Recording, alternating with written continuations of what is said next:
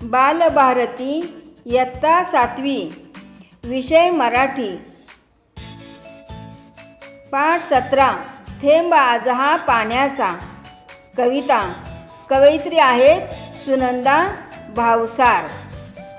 Latthe education society Sangli, Nandgiri high school Nandgiri, taluka Koregaon, जिल्हा सातारा। मार्गदर्शक सौ जगदाळे MS। पहा विद्यार्थी मित्रो, कविता 17 थेंब आज हा पाण्याचा। कवयित्री सुनंदा भावसार। सर्वप्रथम आपण कवितेचा आशय काय आहे तो पाहूया। पाणी मानवी जीवनाचा आधार आहे। मानवी जीवनातील पाण्याचे महत्त्व या कवितेमध्ये सांगितलेलं आहे। या कवितेतून एकच संदेश मिळतो, तो म्हणजे मानवी संस्कृती पाण्याच्या काठावर रुजली व वाढली। पाण्याचा आदर करायला शिकले पाहिजे। चला तर आपण आता कविता पाहूया, वाचूया। पहा, शब्द जाऊ दे अर्थ राहू दे, विषय आहे गाण्याचा। आभाळातील बहुमोलाचा, थेंब आज हा पाण्याचा। मोती बनूनी सरसर येती, वर्षे मधल्या सरीतून। माळ ववते निसटून जाते, बावरते जणू परी कुणी। या मोत्यांचा संचय करतू, प्रश्न तुझ्या रे जिण्याचा। आभाळातील बहुमोलाचा, थेंब आज हा पाण्याचा। आभाळातील ह्या मोत्याने मातीमधून पिकती मोती। निसर्ग जाणी मोल तयाचे, तुम्ही माणसे का मग कोती। संचय करता तिजोरीतल्या खणखणत्या नाण्याचा। आभाळातील बहुमोलाचा, थेंब आज हा पाण्याचा। कशाचा वेडा चाळा, स्वतः होऊनी ठगण्याचा। दृष्टिकोन तू बदल आता रे, निसर्गास ह्या बघण्याचा। तहानेसाठी सांग पुरे, का घोट तुला रे सोन्याचा। आभाळातील बहुमोलाचा, थेंब आज हा पाण्याचा। विद्यार्थी मित्र हो, आता आपण कवितेचा अर्थ समजावून घेऊया। पहा, शब्द जाऊ दे अर्थ राहू दे, विषय आहे गाण्याचा। आभाळातील बहुमोलाचा, थेंब आज हा पाण्याचा। पहा, बहुमोलाचा म्हणजे खूप मूल्यवान मोती। शब्दापेक्षा अर्थाला जास्त महत्त्व आहे, म्हणून शब्द जाऊ दे व अर्थ राहू दे असं कवयित्री या ठिकाणी म्हणते। आभाळातून पडणारा व जीवनाला खूप मूल्यवान असणारा जो पाण्याचा थेंब आहे, तो गाण्याचा विषय होऊ दे। पाण्याची महती तू गा। पुढे पहा, मोती बनूनी सरसर येती, वर्षे मधल्या सरीतून। वर्षे मधल्या, वर्षा म्हणजे पाऊस। माळ ववते निसटून जाते, बावरते जणू परी कुणी।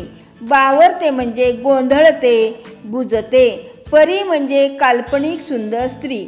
या मोत्याचा संचय करतो, संचय म्हणजे साठा संग्रह। प्रश्न तुझ्या रे जिण्याचा, जिण्याचा म्हणजे जीवनाचा। आभाळातील बहुमोलाचा, थेंब आज हा पाण्याचा। पहा अर्थ पहा, पावसाच्या सरीमधून हे थेंब मोती बनून सरसर खाली येतात।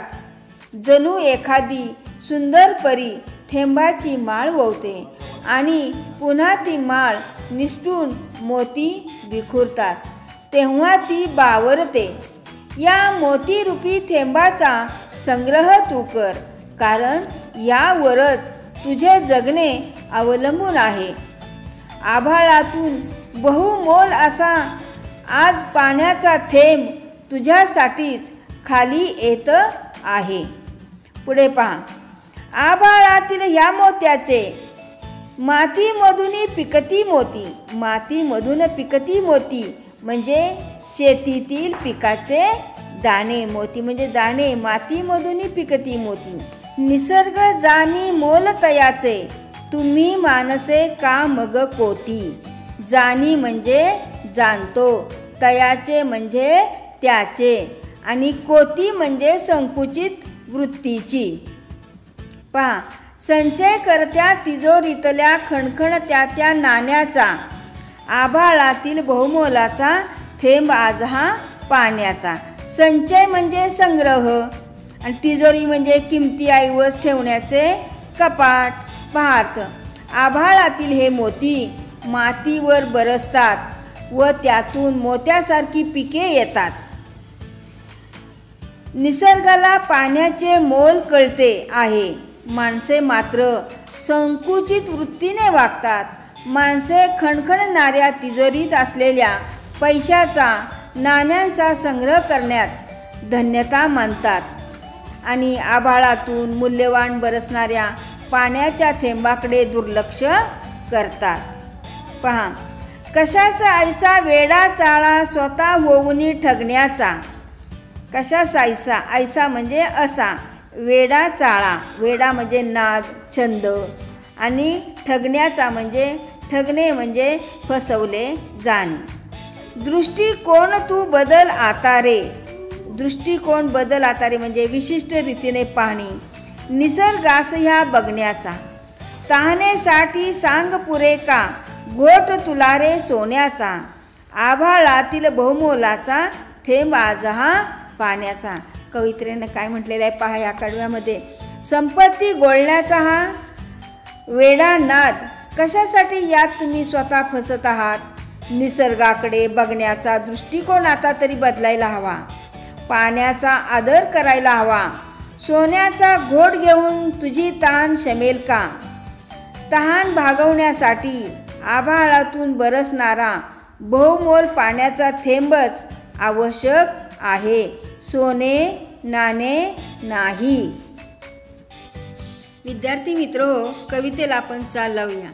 शब्द जाऊ दे, अर्थ राहू दे, विषय आहे गाण्याचा. आभाळातील बहुमोलाचा थेंब आज हा पाण्याचा. आभाळातील बहुमोलाचा थेंब आज हा पाण्याचा. मोती बनूनी सरसर येती वर्षे मधल्या सरीतुनी. माळ ओवते निष्ठून जाते पावरते जणू परी कुणी. या मोत्याचा संचय कर तू प्रश्न तुझ्या रे जिण्याचा.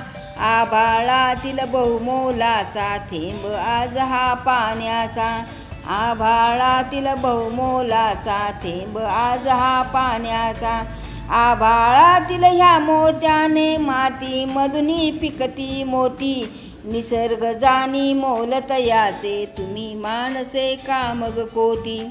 संचय करता तिजोरीतल्या खणखणत्या त्या नाण्यांचा. आभाळातील बहुमोलाचा थेंब आज हा पाण्याचा. आभाळातील बहुमोलाचा थेंब आज हा पाण्याचा. कशास ऐसा वेडा चाळा स्वतः होऊनी ठगण्याचा. दृष्टिकोन तू बदल आता रे निसर्गास ह्या बघण्याचा. तानेसाठी सांग पुरे का, घोट तुला रे सोन्याचा. आभाळातील बहुमोलाचा थेंब आज हा पाण्याचा. आभाळातील बहुमोलाचा थेंब आज हा पाण्याचा.